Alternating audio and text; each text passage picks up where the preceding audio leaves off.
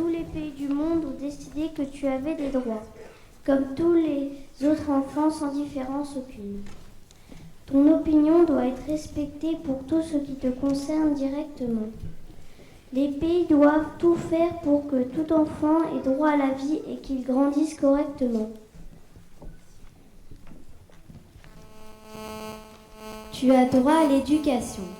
Comme tous les enfants du monde, garçons ou filles, tu as droit à l'enseignement primaire obligatoire et gratuit. Tu dois pouvoir continuer tes études au collège, au lycée et au-delà, gratuitement ou avec une aide financière. Ainsi, tu développeras toutes tes capacités, tu apprendras le respect des autres, de tes parents, de ton pays et de la nature. Tu sauras vivre dans un esprit de paix, d'égalité et d'amitié. Tu as droit à la protection. Tu as le droit d'être protégé contre toute forme de violence. Si tu es réfugié parce que tu ne peux pas rester dans ton pays, tu dois être aidé. Tu ne dois pas travailler si cela t'empêche d'aller à l'école et de grandir. Ton pays doit protéger les enfants contre l'usage de drogue, contre l'engagement de la guerre. Enfants soldats. Si un enfant ne respecte pas la loi, la justice intervient en tenant compte de son âge, en respectant ses droits et en lui apportant une aide. Tu as droit à la participation. Tu as le droit d'exprimer ton opinion sur toute question qui te concerne. Tu as le droit de t'informer. Tu es libre de penser, de vivre selon ta région ou tes idées. Tu as le droit de te réunir et de t'associer avec d'autres. Mais pour exercer ces droits, tu es obligé de respecter la loi de ton pays, les droits et les libertés des autres.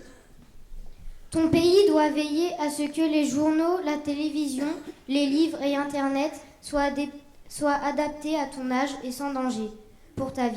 Ta vie privée doit être protégée. Tu as droit à une identité. Tu as droit à une identité. Tu as le droit d'avoir un nom et un prénom déclarés à ta naissance. Cette déclaration officielle permet de te protéger. Tu as le droit d'avoir une nationalité donnée par ton pays. Tu as le droit de connaître tes parents et d'être élevé par eux. Si cela n'est pas possible, ton pays doit t'aider et te protéger. Tu as droit à la santé. Tu dois recevoir les soins nécessaires pour vivre et être en bonne santé. Par exemple, être vacciné. Tu as le droit de recevoir une alimentation suffisante et équilibrée, ainsi que de pouvoir utiliser et boire de l'eau potable. Tu as le droit de bien grandir. Pour cela, ton pays doit t'apporter à toi et à tes parents aide, soutien et formation.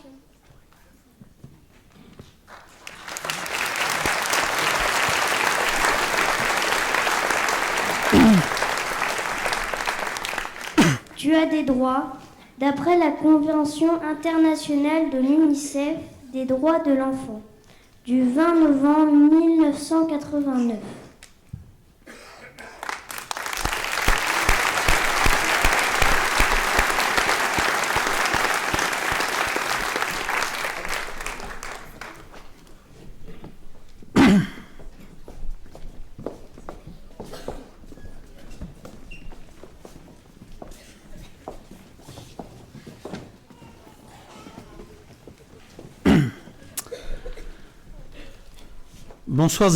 Bonsoir à toutes et à tous, mesdames, mesdemoiselles, messieurs, mes chers amis. Je crois qu'ils vont mériter que vous les applaudissiez encore parce que parler ici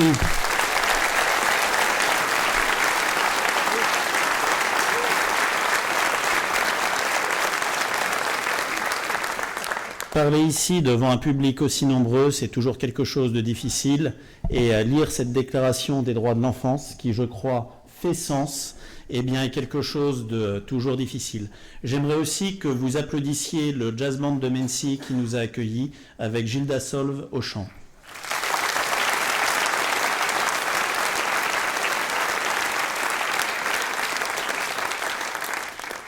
Alors vous êtes extrêmement nombreux pour venir participer à ce moment essentiel, important de la vie d'une commune, qui est une cérémonie de vœux. Et donc je demanderai par avance à ceux que j'omettrai de citer de bien vouloir m'excuser et de ne pas m'en tenir rigueur, en tout cas pas au-delà du terme de cette soirée. Je tenais tout d'abord à saluer la présence de Franck Marlin, notre député, maire d'Étampes, qui nous fait l'amitié d'être avec nous ce soir, accompagné de son suppléant Bernard Boulet et de sa collaboratrice parlementaire Jannick Joly-Marlin. Merci à eux d'être là. Je tenais à...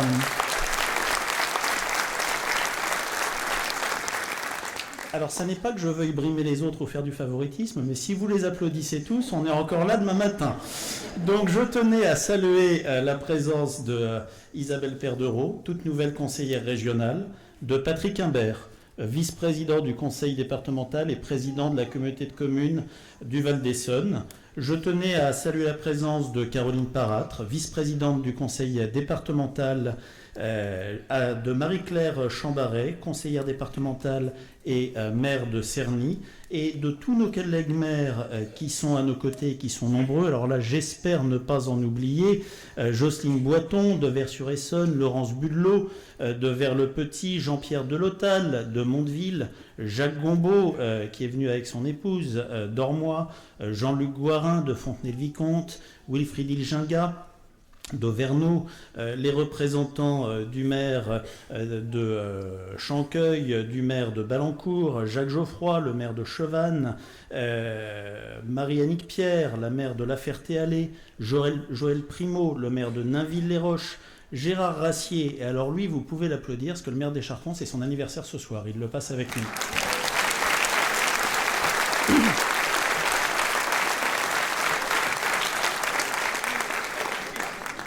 Alexandre Spada, le maire d'Itteville, Francisque Vigourou, le maire d'Igny, Jean-Claude Quintard de Vers-le-Grand, Carl Dirat de Villabé et Thierry Lafont de Lys. Le plateau est descendu jusqu'à Mency, Jacques Bernard, le maire de Beaune.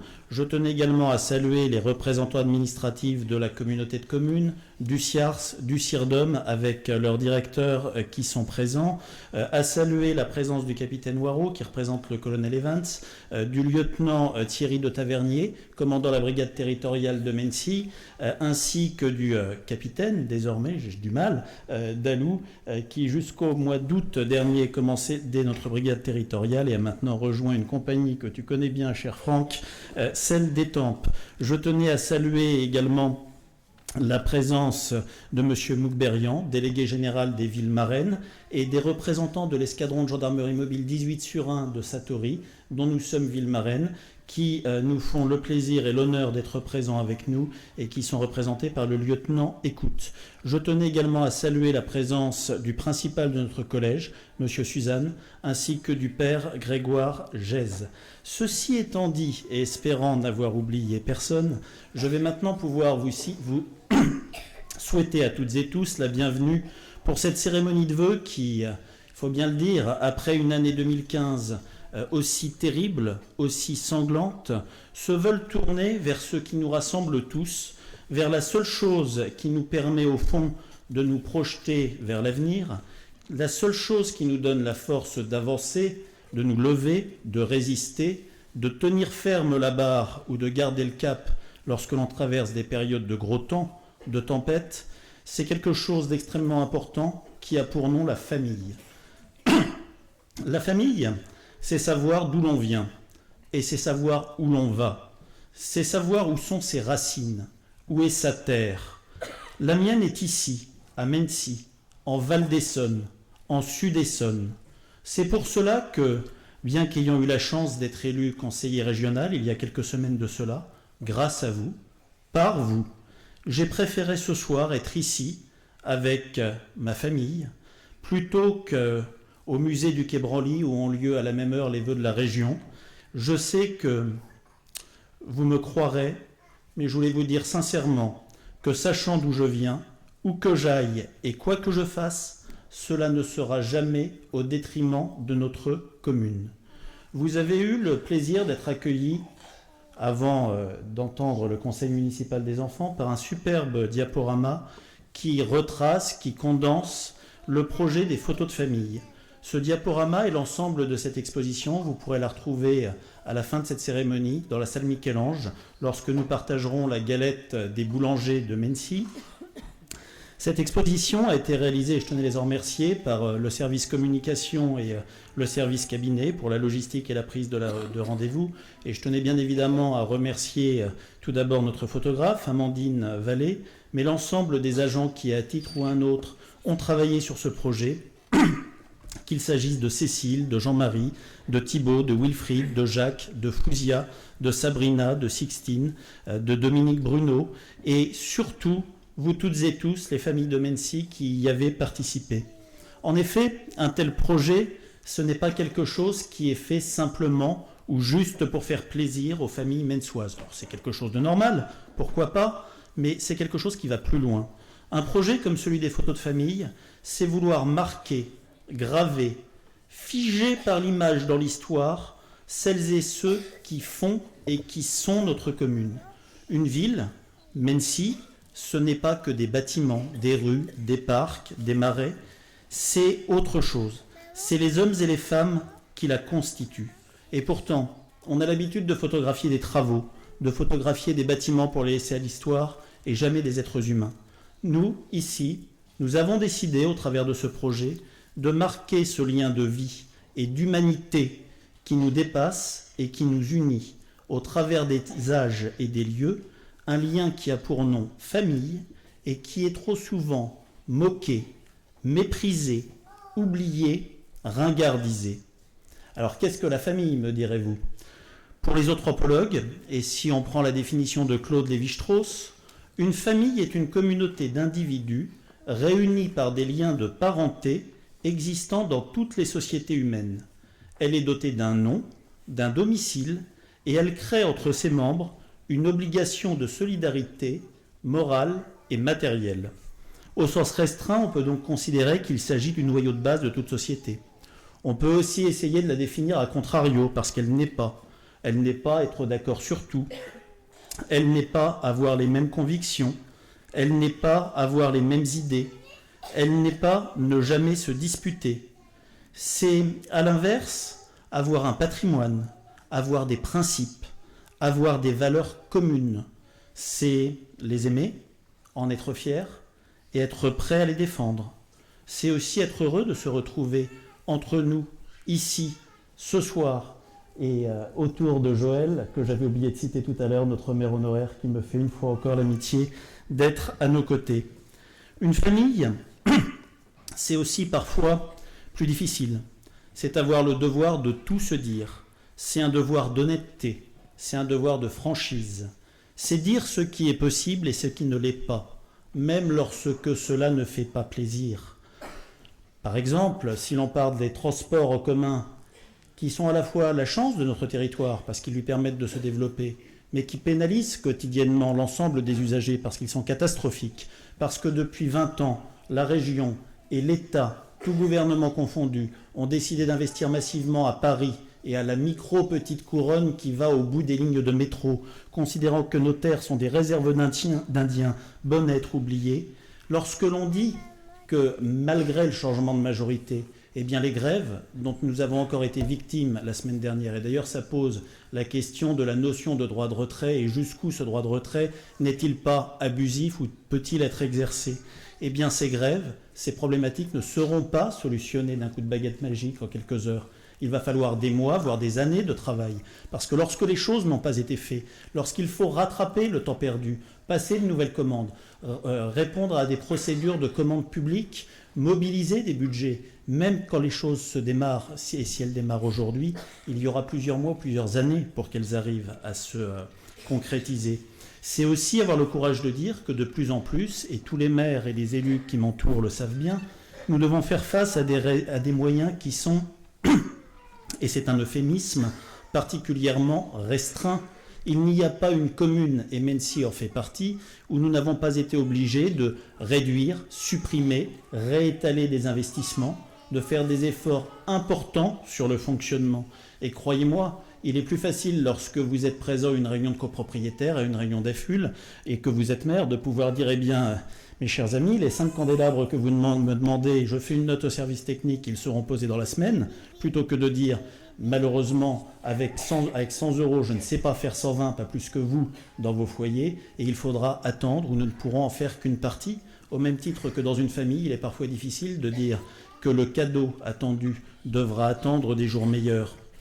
J'ai toujours, ici à Mency, dans la lignée, je pense la continuité de mes prédécesseurs, Joseph Judith, Jean-Jacques Robert, dont je salue la présence du fils parmi nous aujourd'hui, Xavier Dugouin, Joël Monnier.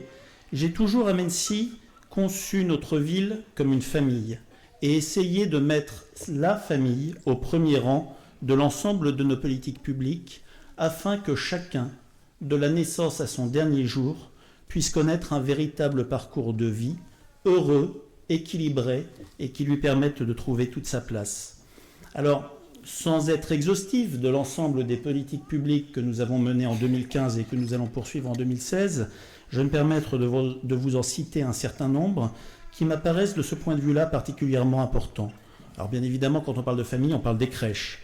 Je pense à Jean Bernard et je pense au Chaboté. Je pense à notre RAM et aux 30 000 € d'investissement qui ont encore été faits ces dernières semaines pour permettre la création d'une nouvelle salle de motricité à Jean Bernard. Je pense au projet de crèche privée que nous portons avec Alain Lequelec et les élus de la communauté de communes, cher Jacques, cher Patrick, pour arriver à augmenter l'offre d'accueil de la petite enfance. Je pense à nos écoles qui ont toujours été une priorité. Je ne vous reparlerai pas de celles du Lévite qui ont été reconstruites, mais de celles de la Janotte et de la Sablière, où de nouveaux bâtiments et de nouvelles salles de classe ont été créés en 2015 pour plus de 300 000 €, et de celles de l'Ormeteau, où des travaux d'extension et de rénovation vont être entamés cette année, s'échelonneront jusqu'à la fin de l'année prochaine pour un montant de plus d'1 160 000 €. Travaux qui seront suivis par ceux d'extension et de rénovation de l'école de la Sablière sur les années 2017 et 2018 pour un montant approchant les 1 800 000 €. Je pense à nos centres de loisirs. L'historique, Joseph Judith, qui a encore connu 20 000 € de travaux cette année pour rester à niveau, et le nouveau, des Myrtilles, qui nous a permis de dédoubler notre capacité d'accueil en 2 ans.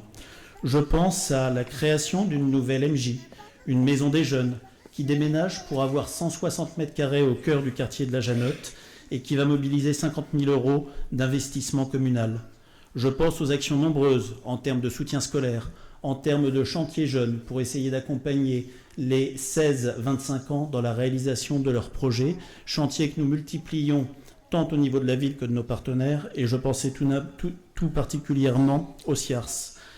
Je pense également aux travaux de la place de la mairie, 200 000 €, qui ont permis de retrouver un centre-ville convivial, un lieu de vie, un lieu d'échange, et non plus uniquement une espèce de parking mal calibré qui ne satisfaisait personne.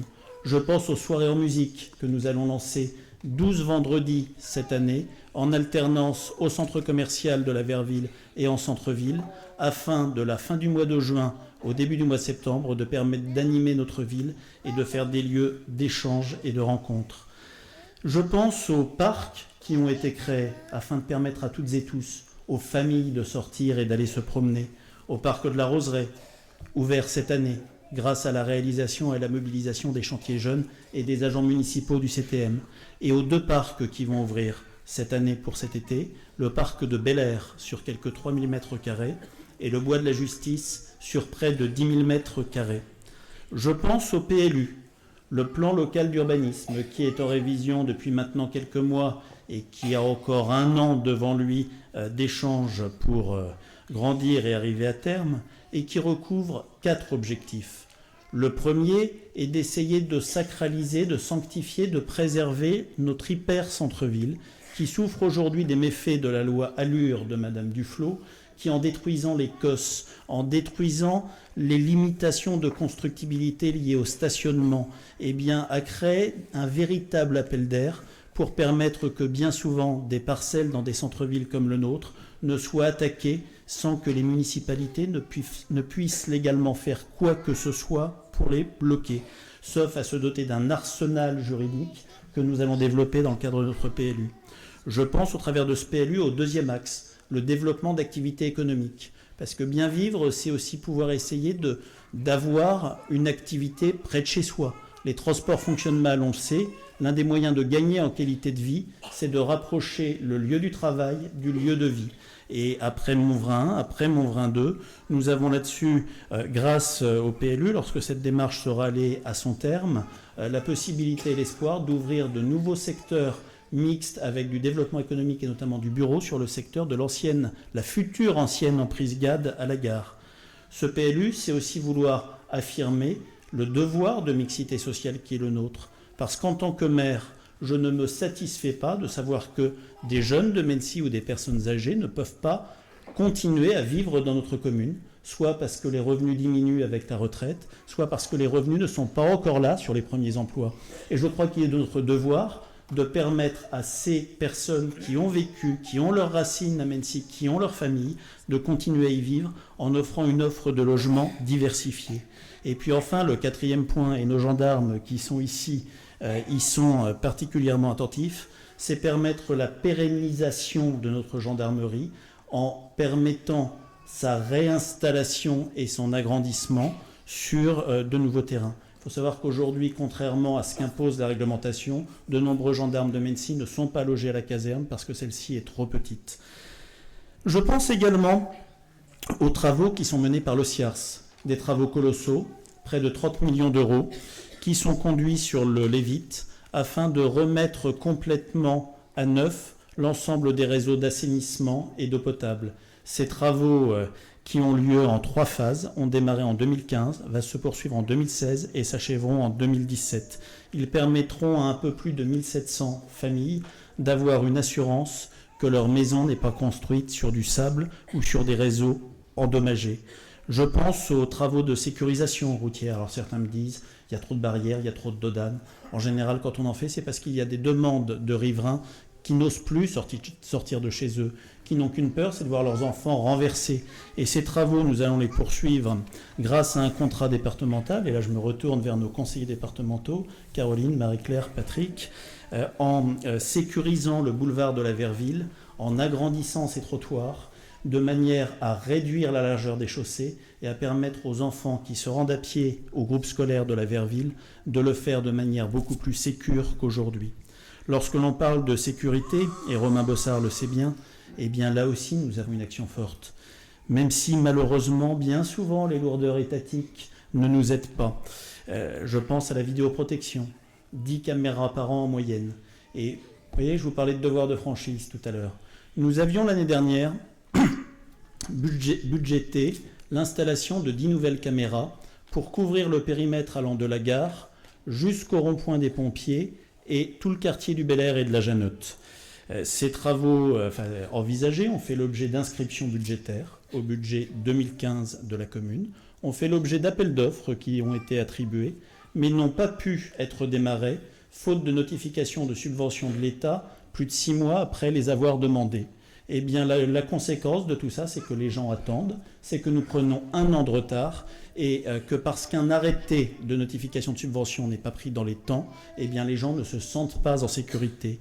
Lorsque l'on parle d'aberration en termes de sécurité, et là je sens que Romain Bossard boue sur sa chaise et a envie de bondir, je parlerai de l'armement des polices municipales.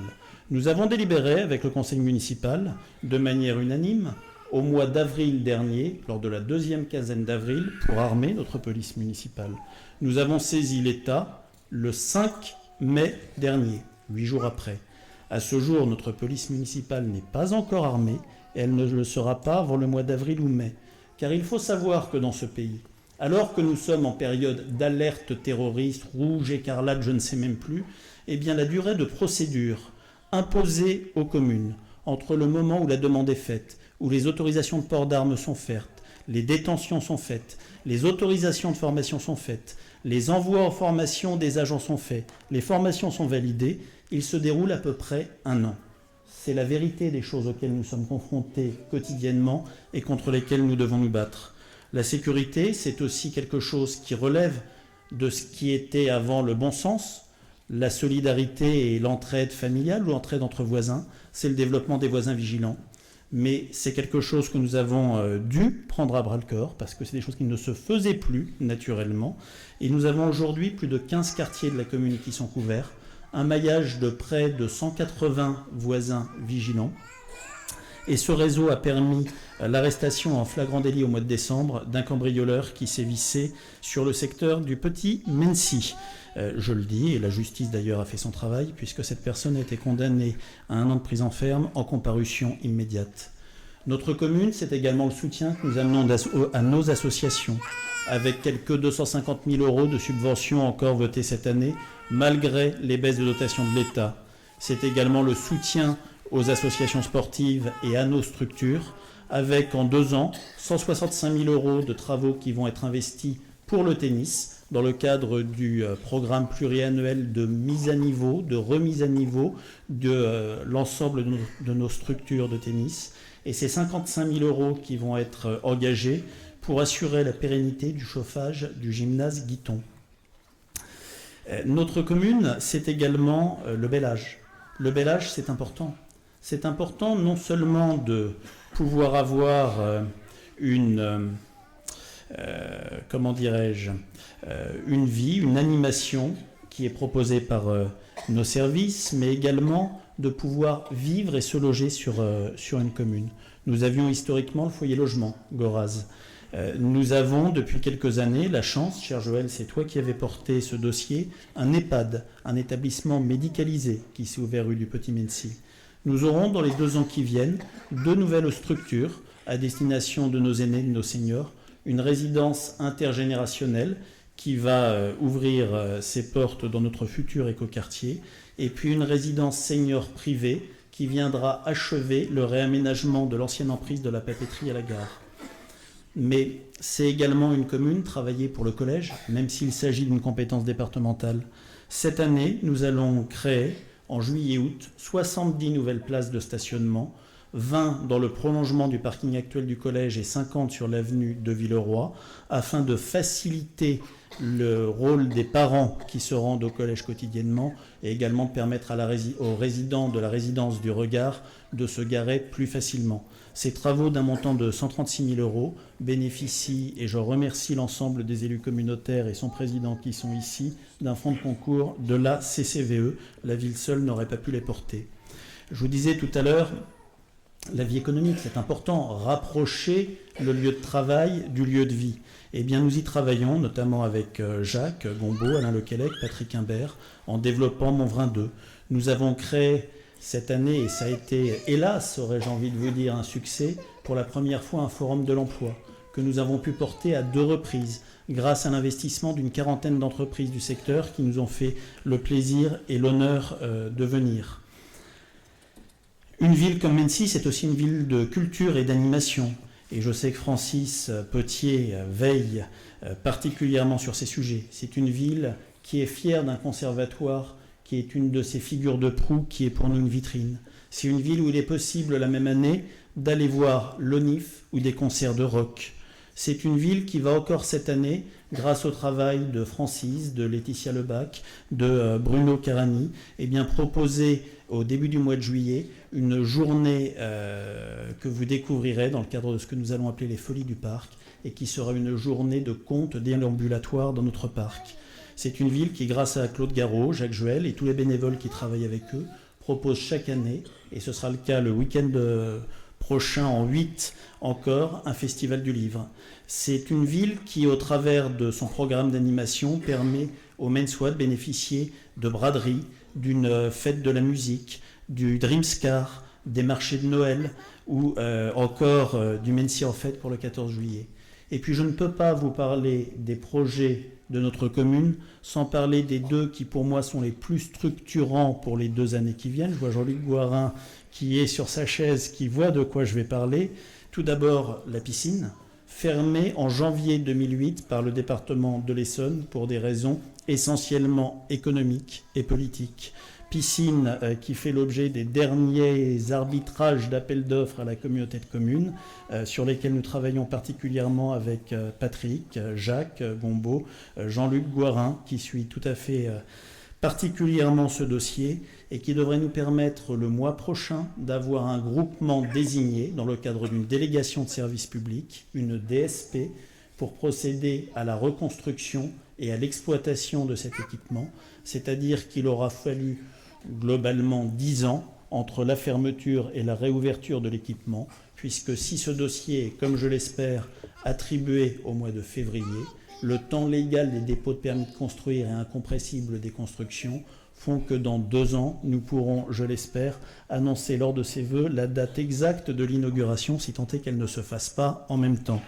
Et puis, deuxième dossier structurant pour notre commune, c'est celle de la création d'un cinéma sur la zone d'activité de Montvrin 2, qui va être possible, la commune s'est emportée acquéreur auprès de la communauté de communes d'un foncier de 5000 m², qu'elle va confier en BEA, en bail amphithéotique administratif, à un porteur privé qui construira et exploitera 3 salles de cinéma, et nous pouvons espérer une ouverture de cet équipement pour la fin de l'année 2017. Alors, lorsque l'on a parlé de ça, vous me direz, ces projets, comment parvenez-vous à les réaliser dans des contextes financiers aussi tendus, aussi lourds que ce qui nous a été dit ? Eh bien, nous parvenons à les réaliser, pas parce que nous serions toujours d'accord sur tout, et nous avons des débats au conseil municipal entre les différents groupes politiques, et c'est bien normal. C'est sain, ça s'appelle la démocratie. Nous avons des débats aussi au sein de notre majorité, et c'est quelque chose qui permet de se vivifier, de se régénérer. Mais nous parvenons à porter ces projets pour une seule chose, parce que tous, autour de la table du conseil municipal, nous partageons des valeurs et des principes. Ce sont ces principes qui nous donnent la force de nous battre. Alors que notre société n'a jamais été aussi ouverte que ce qu'elle est aujourd'hui. Le temps s'est raccourci, l'espace-temps s'est raccourci, les distances se sont raccourcies, tout va plus vite. Notre société, pourtant, n'a jamais été aussi refermée. Les gens n'ont jamais été aussi tournés vers le premier micro-cercle qui les entoure. Égoïstes même, dirais-je. Consommateurs. Et Dieu sait que les maires ou les services publics qui sont là, je salue nos pompiers, je salue nos gendarmes, eh bien, ont bien souvent, comme nos associations, maille à partir avec cela. Nous sommes aujourd'hui dans le règne de ce que j'appelle le yaka faucon. Je paye, j'ai des droits. Je dois. On doit me. Nous avons connu, depuis une 50aine d'années, une explosion de ce qui constituait notre structure sociale, explosion qui d'ailleurs a suivi en partie celle de la structure familiale telle que nous la connaissons. Cette explosion, cette sorte de renoncement à s'impliquer, cette sorte de logique de consommation exacerbée sur tout et sur les services, elle a des coûts colossaux. Elle génère des dérives irrécupérables. Et lorsque je parle de coûts et de dérives, je ne parle pas que de la délinquance ou de la prédélinquance de mineurs, ce qui est souvent la première chose à laquelle on pense. Non, je parle et je pense à tous les domaines de la vie courante, aux problématiques de garde d'enfants qui ne se solutionnent plus entre familles ou entre amis, aux problèmes de l'accompagnement dans le grand âge et dans la dépendance, aux problèmes des soutiens scolaires. Je parlais tout à l'heure dans un autre registre des voisins vigilants. Qu'est-ce que les voisins vigilants, si ce n'est remettre du lien, réamener des gens à se parler, à avoir des logiques de village comme nous avions dans le temps? Qu'est-ce d'autre? C'est juste essayer de remettre du bon sens, de remettre des clochers au centre du village. C'est le nettoyage des rues ou le salage des rues. Tous les maires qui sont là le savent bien. Il y a 40 ans, les communes dépensaient 0 € en nettoyage ou en salage. Pourquoi? Les gens nettoyaient chacun le trottoir devant leur maison ou le salaient. Aujourd'hui, une commune comme Mennecy dépense plusieurs centaines de milliers d'euros par an en nettoyage, entre les entreprises privées, nos agents municipaux, les moyens que nous achetons, et même comme cela, le nettoyage n'est pas toujours satisfaisant. Nous sommes véritablement dans une situation où la société, les institutions ont dû essayer à coût d'argent public, c'est-à-dire à coût de votre argent, de compenser le recul du devoir d'entraide et de solidarité qui existait préalablement. Je crois que notre responsabilité collective, si nous devions la définir aujourd'hui, quelle serait-elle? Elle serait de veiller les uns sur les autres, d'essayer de retrouver ce bon sens terrien dont je vous parlais tout à l'heure. Notre responsabilité, elle est de ne pas se reposer systématiquement sur autrui, sur l'autre, sur les institutions. Elle est que chacun prenne sa part, que chacun fasse sa part, aussi petite soit-elle. Notre devoir aujourd'hui, il est de nous investir pour notre ville. Pour nos villes, serais-je tenté de dire, car mes chers collègues, je pense que les difficultés que nous avons à Mennecy, vous les vivez aussi de manière plus ou moins exacerbée, mais vous les vivez. Notre devoir, c'est de nous investir parce que c'est aussi, au fond, comme cela que nous pouvons résister aux barbares, qui n'ont qu'un seul objectif, nous tuer, détruire le modèle de vie qui est le nôtre. Ce modèle, soyez-en bien conscients, mes chers amis, il ne pourra vivre que si nous nous battons tous pour le défendre, et nous battre pour le défendre, ça commence par nous investir au quotidien pour le faire vivre. Je crois que nous le devons tout particulièrement à ceux qui sont morts, à ceux qui ont été blessés lors des attentats de janvier 2015 ou du 13 novembre. Je crois que nous le devons tout particulièrement devant nos gendarmes, devant l'escadron de gendarmes mobiles 18/1, nous le devons à nos militaires et à nos forces de sécurité qui sont engagés à l'étranger, qui risquent leur vie pour vaincre les meurtriers et qui le sont en France pour nous protéger et protéger la sécurité de nos enfants. Nous le devons aussi au monde, pour qui la France, même si à force de théories déclinistes nous n'en avons même plus conscience, a toujours été un phare, une lumière, un exemple. Et j'en prendrai pour seul exemple ceux de ces terribles attentats que nous avons vécus. Des attentats tels que ceux de janvier et de novembre, ils s'en déroulent tous les mois dans le monde, parfois des pires, commis par les mêmes assassins, par les mêmes organisations terroristes. Et pourtant, aucun des pays qui a été touché par ces attentats depuis le début de l'année, qu'il s'agisse du Liban, de la Turquie, du Yémen, de l'Égypte, de la Russie, n'a bénéficié du même élan de solidarité mondiale que notre pays. Aucun pays n'a vu l'ensemble des chefs d'État venir marcher pour signifier sa solidarité. Aucun pays n'a vu un tel relais que celui de ce logo de Tour Eiffel qui a été véhiculé dans le monde entier. Et la France a une place tout à fait particulière dans le monde, tout à fait singulière. Et cela doit nous obliger. Cela doit contribuer à ce devoir d'engagement qui est le nôtre, cet engagement que nous devons à nous-mêmes si nous voulons pouvoir encore croire en ce que nous sommes collectivement et garder la tête haute. S'engager, c'est bien, mais c'est une démarche courageuse. C'est une démarche courageuse parce qu'elle impose des sacrifices. Et au fond, et je reviens à la famille, qu'est-ce qu'une famille si ce n'est accepter de se sacrifier pour le bien et par amour des autres, de ceux que l'on aime? Alors lorsque l'on parle de sacrifice, je voulais saluer ici nos gendarmes, nos pompiers, nos policiers municipaux et l'ensemble des agents municipaux qui bien souvent effectuent un travail ingrat, invisible, et pourtant sans lequel aucun d'entre vous ne vivrait comme il vit aujourd'hui. Je pense aux agents de ménage, aux agents de voirie, aux agents des espaces verts, aux agents qui sont dans les stades, qui assurent les cantines ou les garderies. Alors je ne peux citer les 330 agents de la ville, mais je voulais au travers de leur directeur des services, Gérald de Gallet, qui fait un travail merveilleux de management et d'implication, au travers de l'ensemble de son équipe de direction, et je leur demanderai à ceux que j'oublierai de m'excuser, et bien de les remercier en votre nom, et je pensais tout particulièrement à Delphine Vax, une dame de cœur à la DRH, à Patrice Boudersa, à Sandrine Truffet, celle qui fait vivre les travaux dans cette commune, à Sophie Petit, à l'urbanisme, à nos deux Claudine, Noël et Cabellane, à Isabelle Fizel, à Christian de Gontier, à Milorad Popovic, l'homme des sports, à David Fonseca, à Thomas Schneider, à Rachid Bourga, Sounkarou Sissoko, Alain Papouin, Barbara Garabédian, qui a géré 4 tours d'élection cette année sans aucun accident, Stéphane Molicone, le pape de l'animation, Sylvina Mettet, qui travaille au conseil municipal des enfants avec Patrick Legris et sans qui ces jeunes ne seraient pas ici, à Karima Amrani, à Cécile Pelé, pour qui j'ai une pensée tout à fait particulière ce soir et à qui j'envoie toutes les ondes positives possibles, à Jean-Marie Albouy. Je tenais tous à les remercier pour vous. Je tenais à remercier l'équipe du théâtre qui fait vivre ce lieu tous les ans et qui a fait en sorte que vous puissiez tous être accueillis ici de la meilleure des façons. Je tenais à remercier les collaborateurs de mon cabinet qui réussissent une performance rare, c'est celle de me supporter à tous les sens du terme toute l'année, et celle encore plus exceptionnelle c'est de me permettre de faire correctement les missions qui me sont imparties.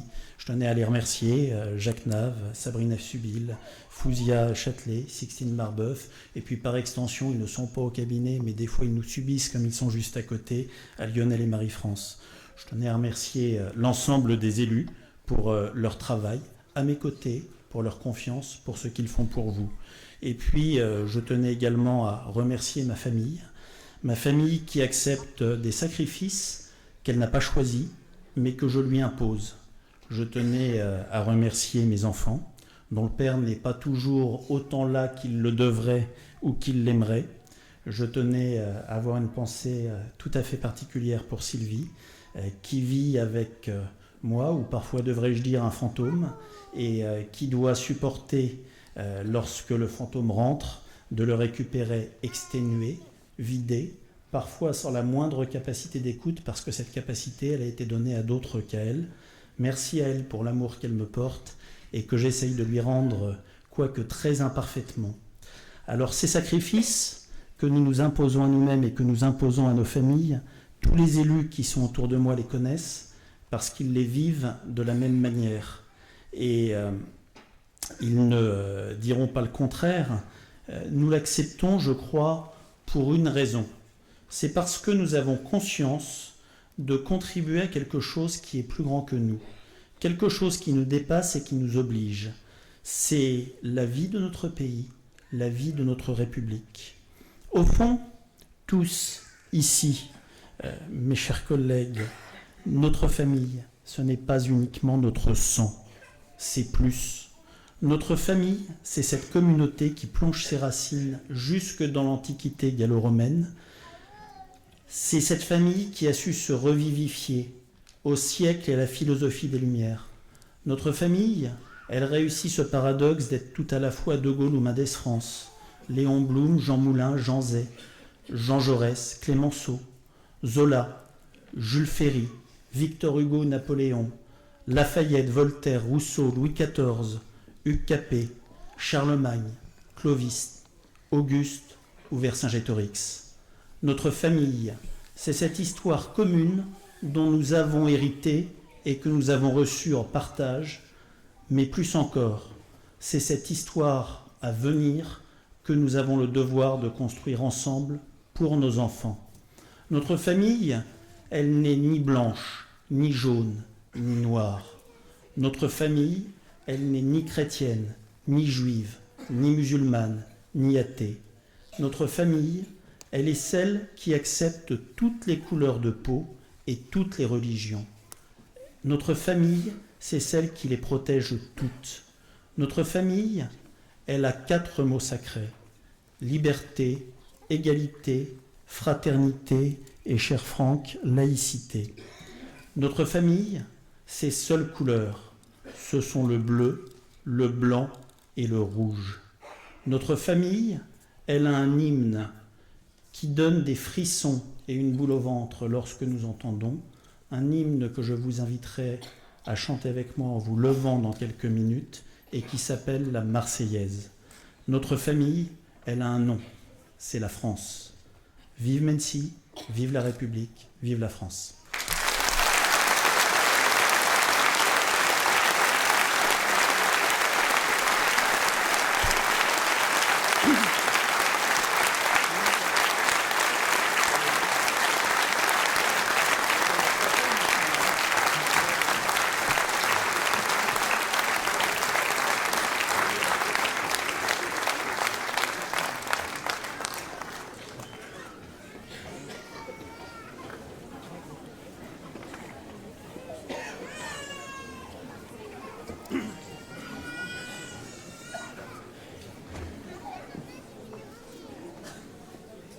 Allons enfants de la patrie, le jour de gloire est arrivé.